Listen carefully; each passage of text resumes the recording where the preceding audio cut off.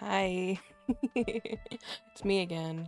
I did this back in November, and I'm doing it again. Actually, I meant to do this back in January, and you know, life sometimes gets in the way. But you know what? I'm here now, and we're gonna be doing this now, so let's get right to it. Um, I'm here to make a quick video about all the books that I've read since my last book roundup video, which was in November. And there's been quite a few of them. Not as many in the last couple months. My reading has really slowed down a lot given the way things are going right now.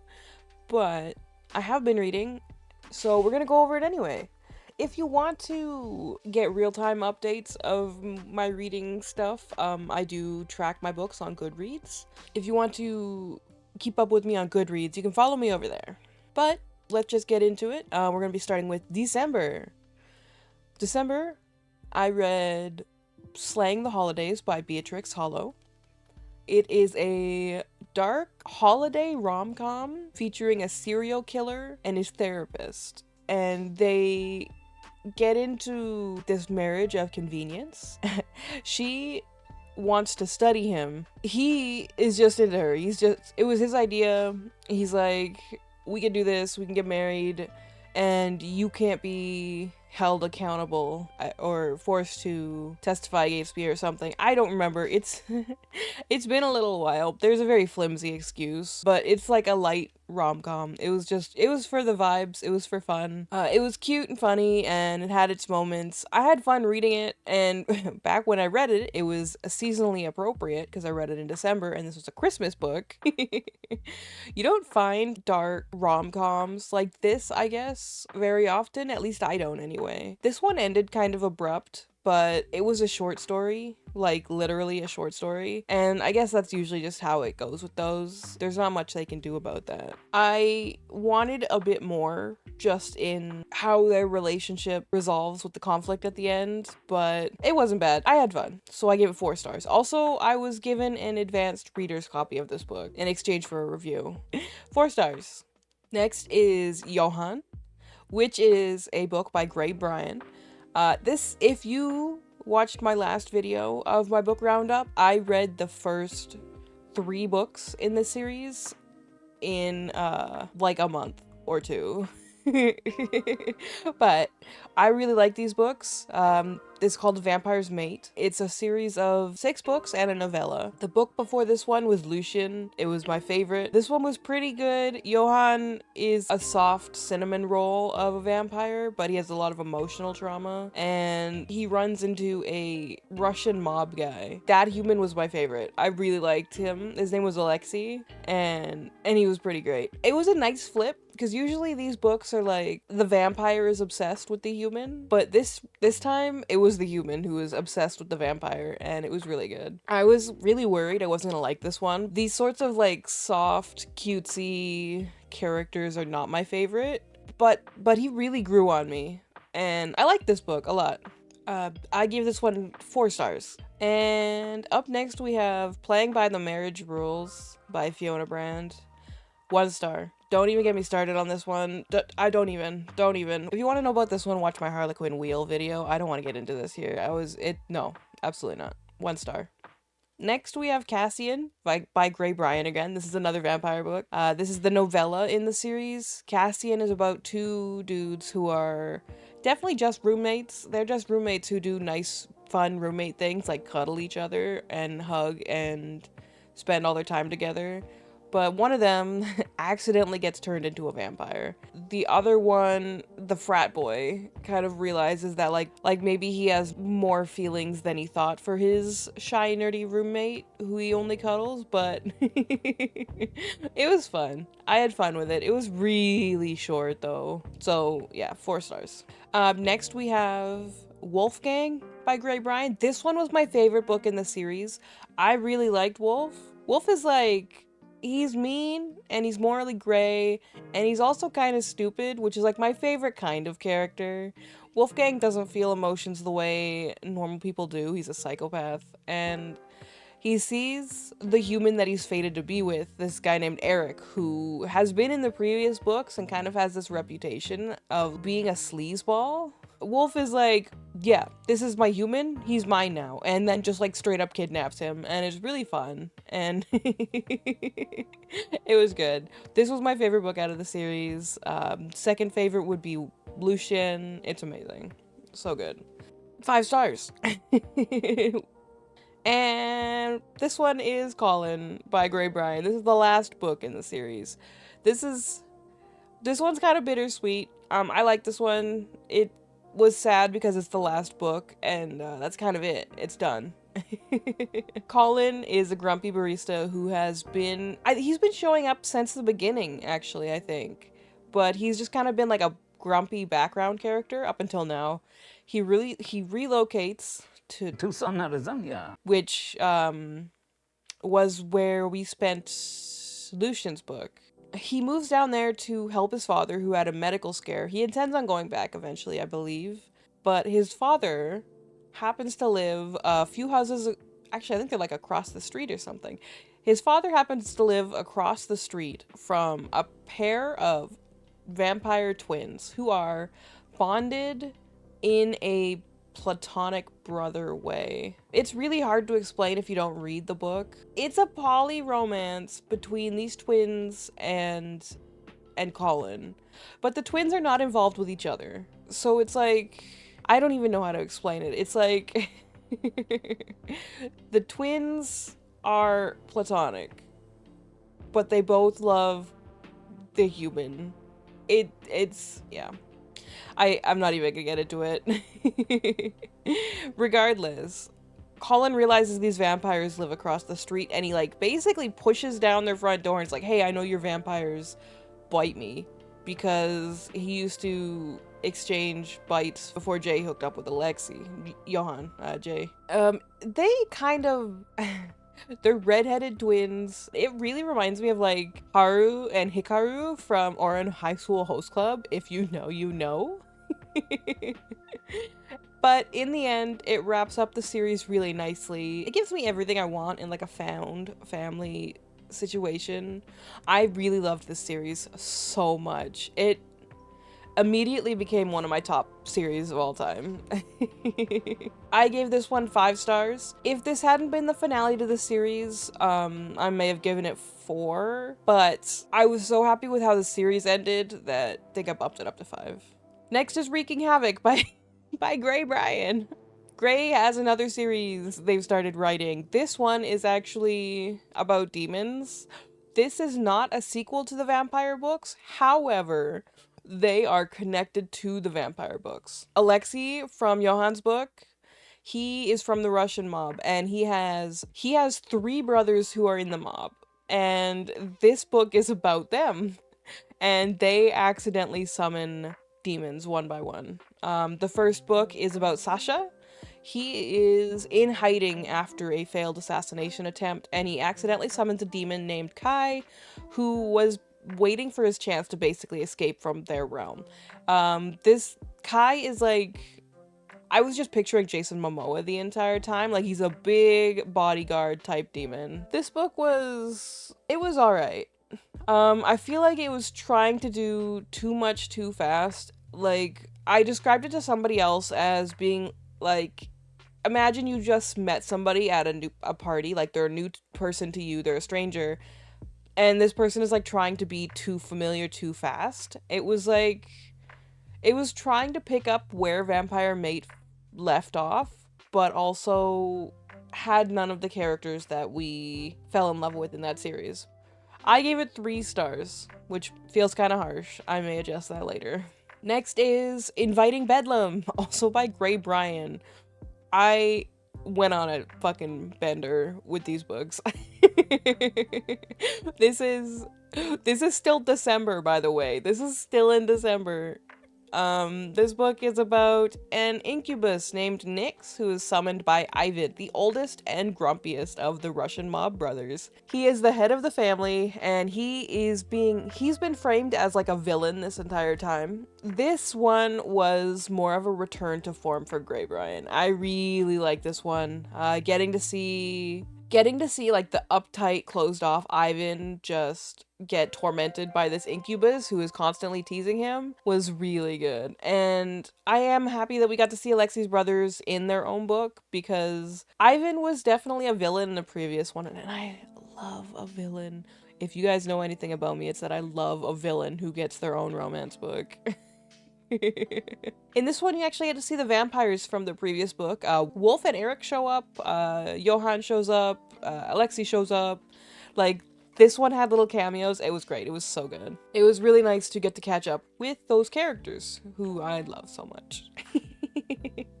There are at least 2 more books coming out in this series. It's just going to be a 4-book series this time. Okay, so in my notes, it says they're not out yet. However, I've been working on this video since December.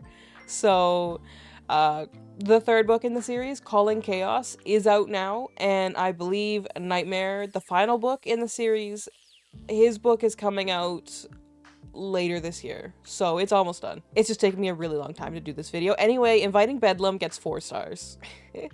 Okay, finally switching authors this time. This one is The Alpha's Warlock by Elliot Grayson. This is a book that was actually suggested to me when I was upset. I had finished all my Gray Brian books, and this was to help me get over my book hangover. Alpha's Warlock is about a warlock who is cursed and actually dying, and he drags his ass into werewolf territory. And werewolves hate him because of who his father is. His father is like a bad guy, basically. He tells the werewolves that there is a plot against them by a neighboring werewolf pack, but because he is dying, the only way for him to be saved is to be mated to an alpha werewolf. So it's not like each pack has one alpha. I believe it's a bloodline thing, and there are multiple alphas. Like, you can have a family of alphas. So it doesn't really explain this in this book. I was really confused at the time. However, he is mated off to the leader of the pack's cousin. This cousin, like, hates this guy. It is a enemies to lovers, marriage of convenience. It was surprisingly good. I really enjoyed it. The world building confused me at first. They don't really explain like the pack dynamics or how things are set up, so I was kind of confused a lot through this one. However, it was good. 4 stars. Would recommend. Next is Unhinged by Only James. I actually finished this one on December 31st. This was the final book of the year.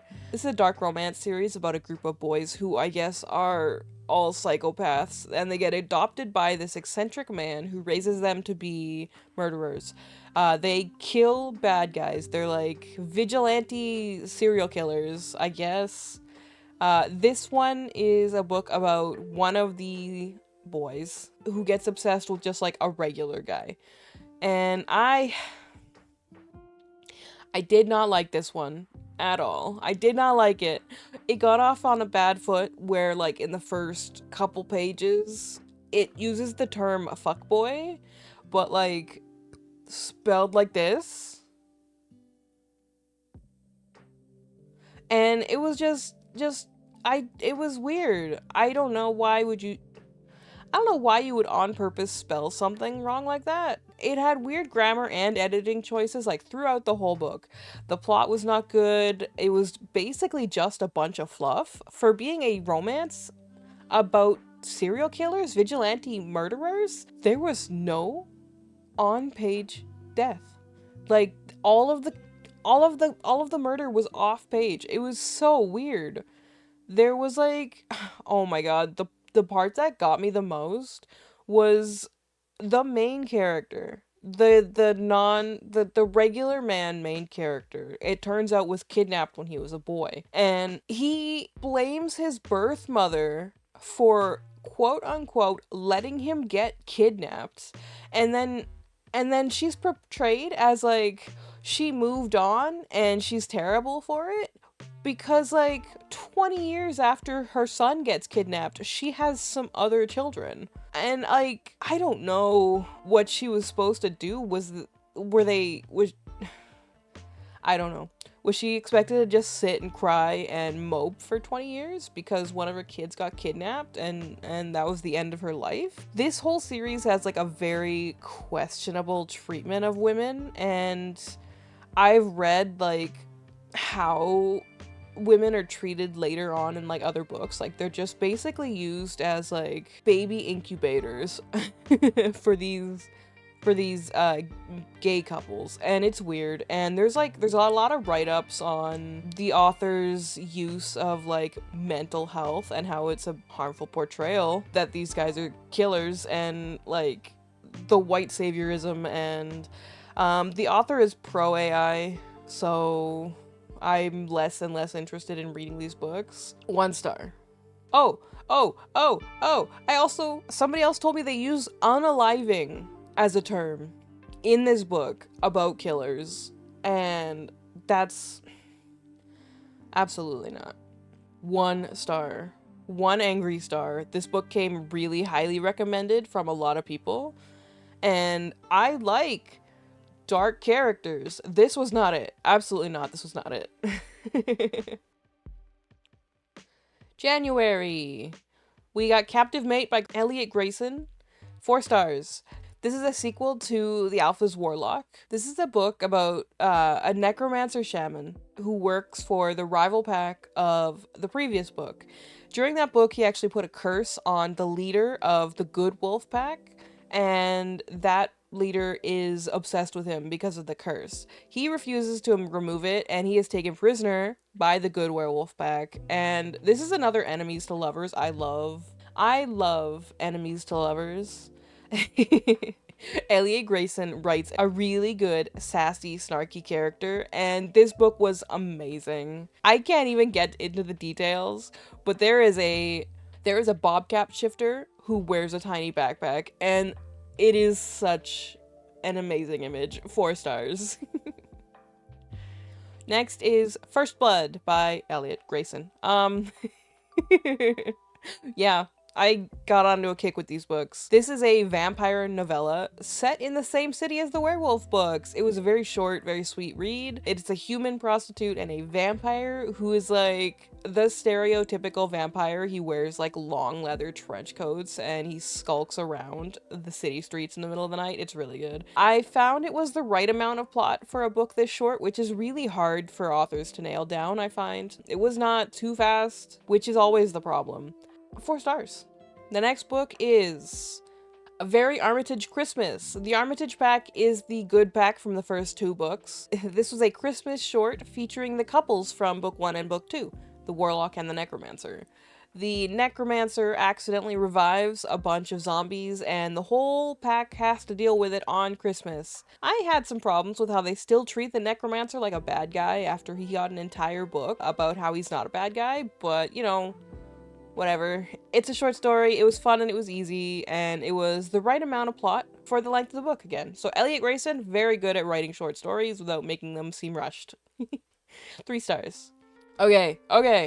Next is Silence of the Lambs. This took up most of my January. It started January 16th and I finished it January 28th. Plus the script writing and the recording, and this was like, I spent 3 months working on these books. I won't get too far into this one. If you want to know about this one, I have a 3-hour video about Silence of the Lambs and Hannibal, so go check out that video. I put so much time and effort into that video. Please go check it out.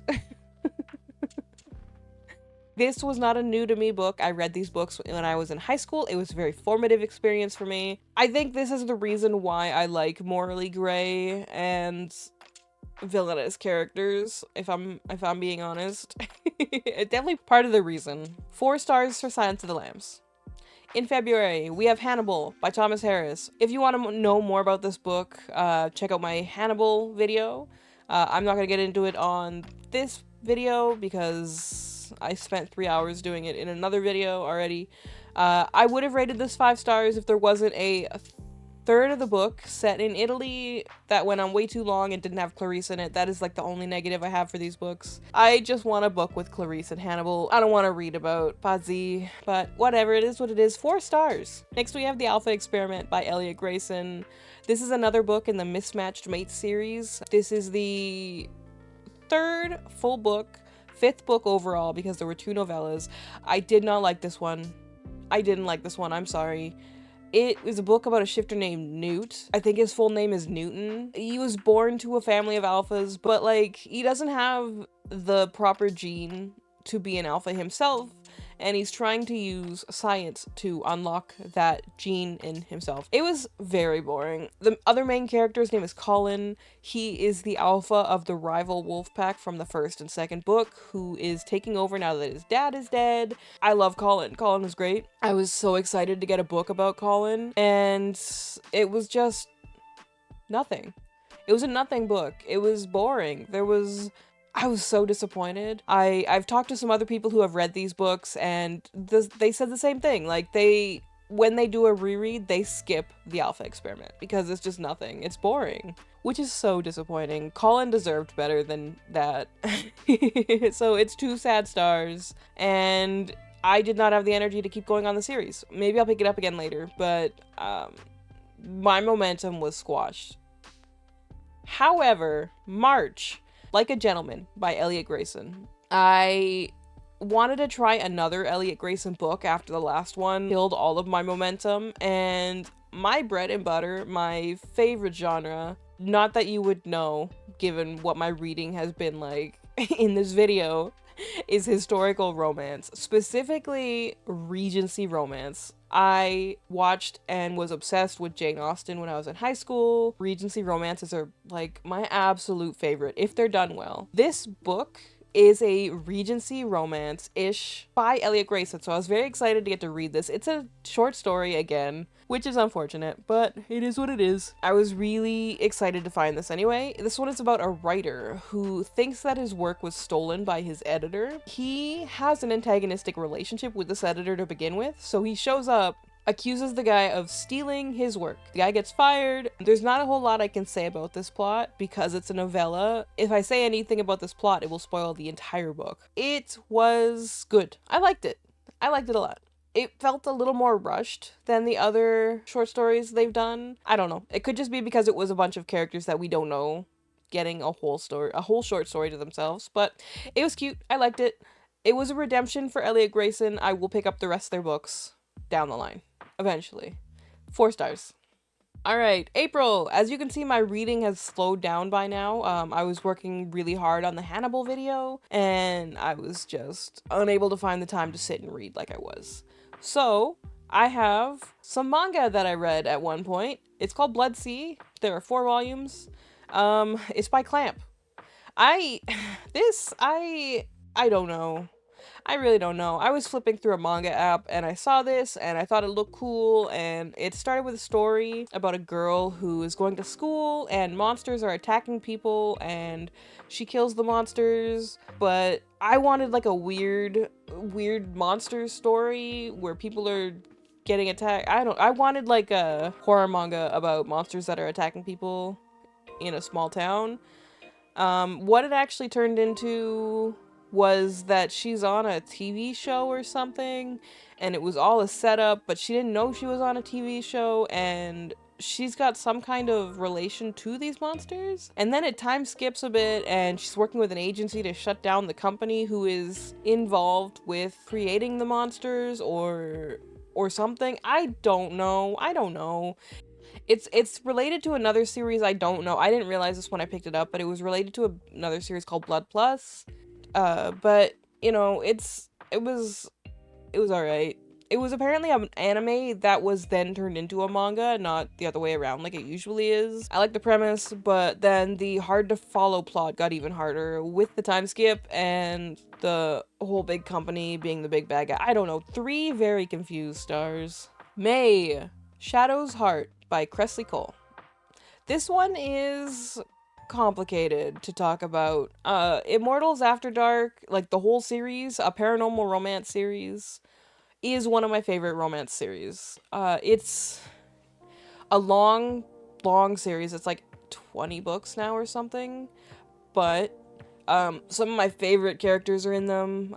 Like Lothair is a vampire book about like this evil vampire who gets his own romance book after being hyped up as the bad guy for the last like 10 books. It's really good. It's my favorite. I love him so much. But the book that came out before this one had an 8-year gap between its release and the release of the book that came before it. The author, Cressley, just kind of dropped off the face of the earth and nobody heard from her, and we didn't know if the books were going to be coming out anymore or if she was still writing or she was okay. Eventually it did come out, that book called Monroe. I didn't like it. It was not great. It was a 3-star book at best. It felt like that book, Monroe, it felt like that was a struggle to write, and there was a certain point where maybe she just wanted it to be done. This was the first full book, because there was a novella that came out in between this and Monroe. This was the first full book to come out, and I thought this one was better. It was definitely a closer return to what the writing used to be before the 8-year break. It still doesn't have like that same strength that the other ones did, but it was good. I gave it 4 stars. Mina is a female vampire who is infected with a lethal plague that only affects female vampires. She's taken by jailers and is locked away in a hell dimension. This book is so ridiculous, especially when you don't know the rest of the series. These books are all ridiculous and they're so good. She is locked away in this hell dimension as a form of quarantine because she's gonna go feral because of the plague. The other main character is Silt. He is imprisoned in the dimension because he broke a lot of laws, he exposed his magic to humans, he basically put himself in position to be praised as a god for like a couple centuries. He's good. He's a sorcerer with sand related magic. It's enemies to lovers. It doesn't really lean hard enough into the enemies aspect as I would have liked, but it does have a lot of the humor that the series used to have and all of the ridiculousness, and I really, really hope that it's a sign that these books are getting back to where they were before. 4 stars. Next is The Professional by Cressley Cole. I decided to read another Cressley Cole book to make up for the last few Immortals After Dark books. I have not read these books yet because I was saving them for when I really needed them, and this seemed like a good spot to do it. There's a contemporary romance series called the Game Maker series. It's 3 books. There's The Professional, The Master, and The Player. And The Professional was actually released as a 3-book serialized romance. This book is about Natalie, who is a university student in America, and she doesn't know who her birth family is, so she sends out a PI to find them.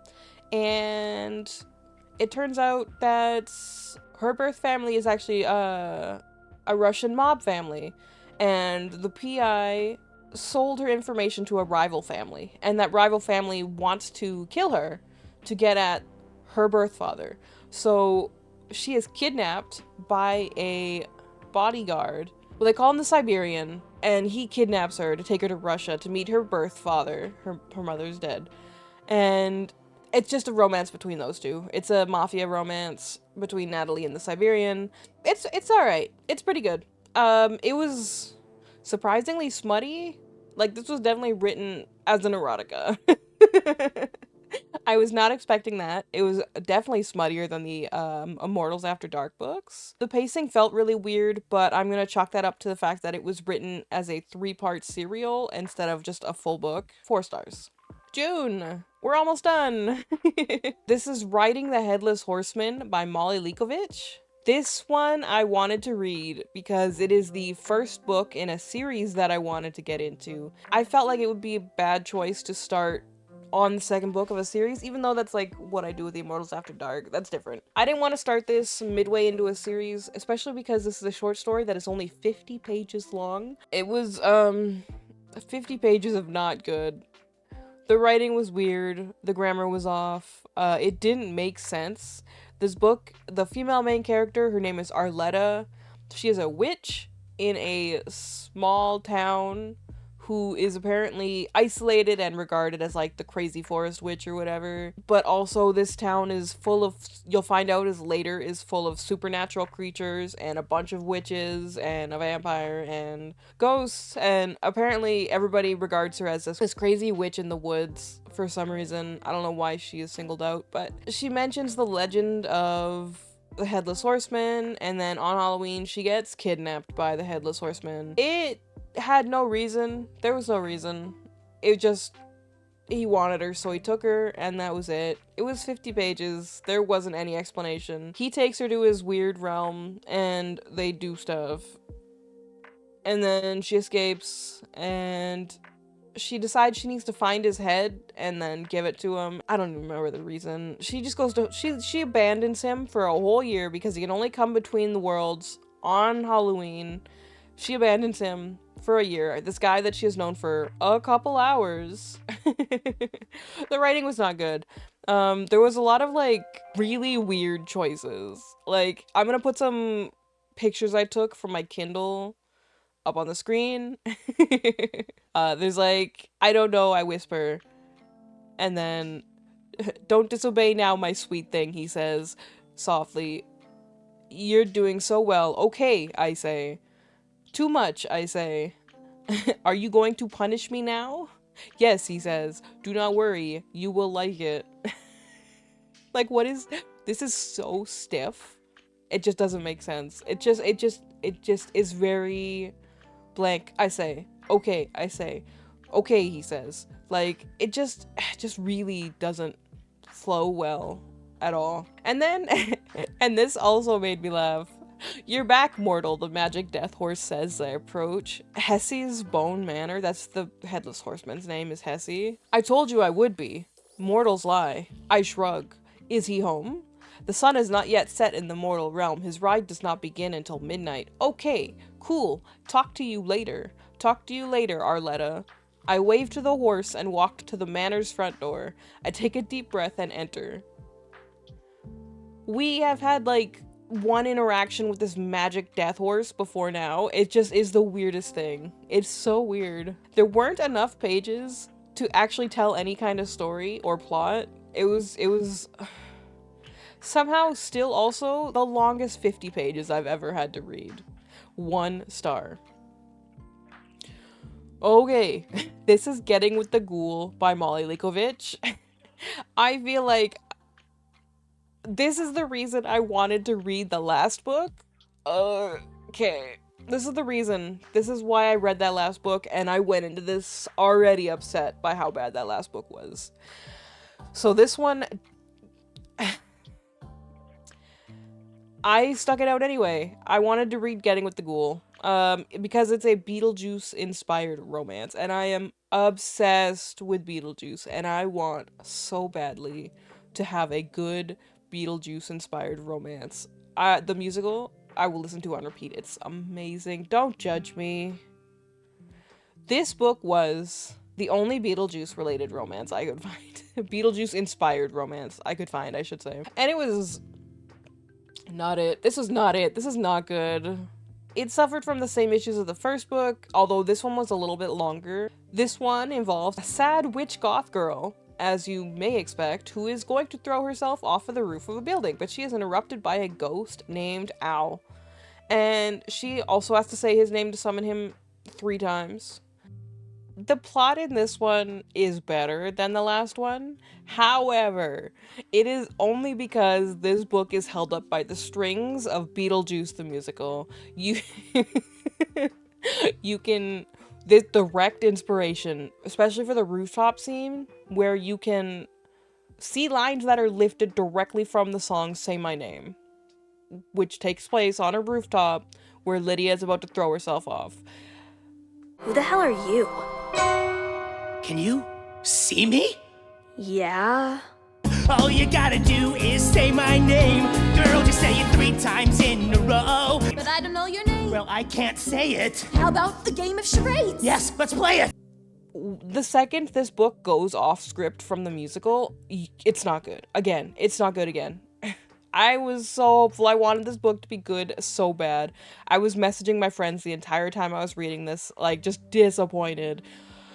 My last gripe about both of these books, this is my biggest pet peeve when it comes to romance novels with supernatural main characters, is that if one is immortal and the other one is not, the supernatural one will stay immortal forever. They will stay forever young. They will live forever.